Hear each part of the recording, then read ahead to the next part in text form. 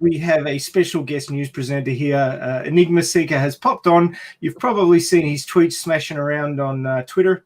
But Enigma, do you want to tell us what you're up to with this Cinemark re-release push? Well, originally it was John's idea, and then I just realized that Cinemark's headquarters is only 5 miles away from where I work. So I'm like, why don't I just go in person and hand in some kind of postcard? So I made one of these, probably while I was working, which shouldn't be, but made one of these, just a little note kind of postcard. I was going to mail it, but with the corona, I wasn't sure if it's going to even get there. And it just pretty much, the lady said they pretty much just opened up about like a month ago, month and a half, but they're not even fully staffed yet. So this is like the right time to request movies. And I talked to the PR, I guess she was the head of the PR department, which is only like 5 people. So there really aren't that many that are actually checking to see who's emailing them about requests. So yeah, I just thought maybe I should just directly reach out, and I gave them my Steelbook. Specifically told her to give it to the CEO. I didn't meet with him because he wasn't, he was busy at the time. But I did give them my contact, so they might contact me back. And she said, yeah, we'll check it out. And if you guys tweet us at Cinemark, that hopefully they'll look at that and notice us. And I just told her about the fan group and what we've been doing, and gave her some links, and hopefully, hopefully they release it. But that kind of depends, I think, on the fandom if they really, request it, because they really got to see a number, because it could just be lost in their emails because they don't always check. She said, so it's got to get their attention. But luckily, hopefully, my little gift and the postcard will get the CEO's attention if he has the time to look at it.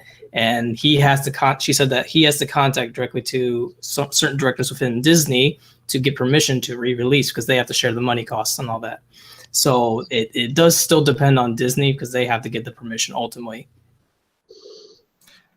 Yes, we're always beholden to the Mouse House, unfortunately.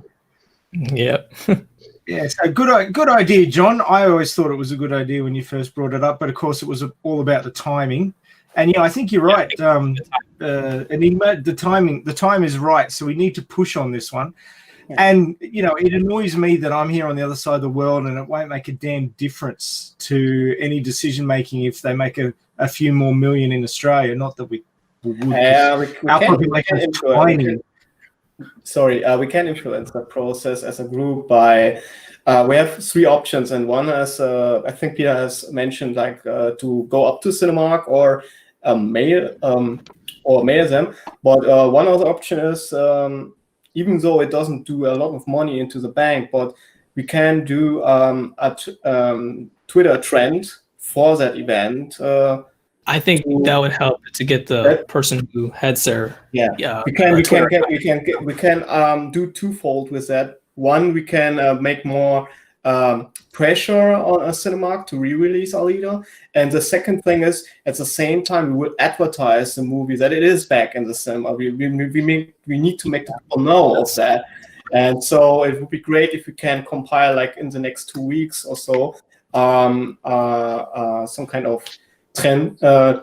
We need to get a date done and so on, because we don't have like forever time. We have just October or December. November would be like very unfortunate to have it there with the elections. It sounds like, she said around December is when they might be dying down on showing re-releases if their revenue starts going up and the country starts really opening again. So they might get those movies out and to make room for the future movies that are coming. So yeah, I think this is definitely the time between now and December.